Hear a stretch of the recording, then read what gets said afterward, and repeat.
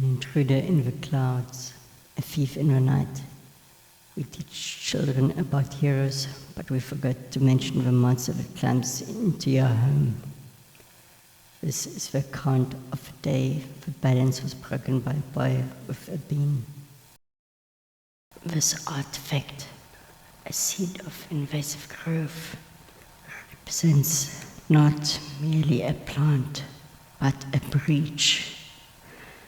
It is the beginning of an ecological catastrophe, instigated by a single desperate act. The giant was not a monstrous brute, but the last vestige of an ancient pre-human ecosystem. His domain, high above the clouds, was a sanctuary undisturbed by the relentless expansion of the lower world.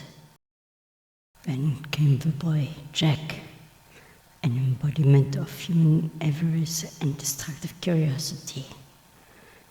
He traded a meager animal for a seed, not knowing, or perhaps caring, that he was purchasing a vector for invasion.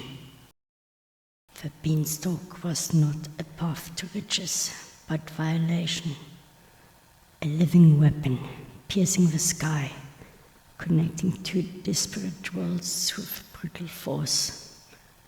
The giant's home, his solitude, his very existence was suddenly vulnerable.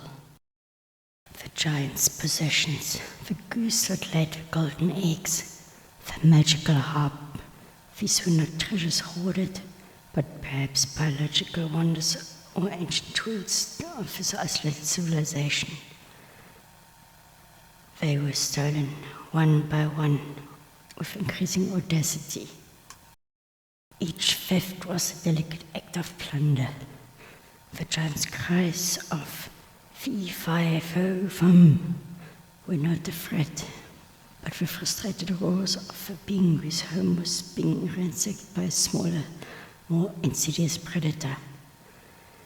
He was defending his territory, his life, his last remaining sanctuary.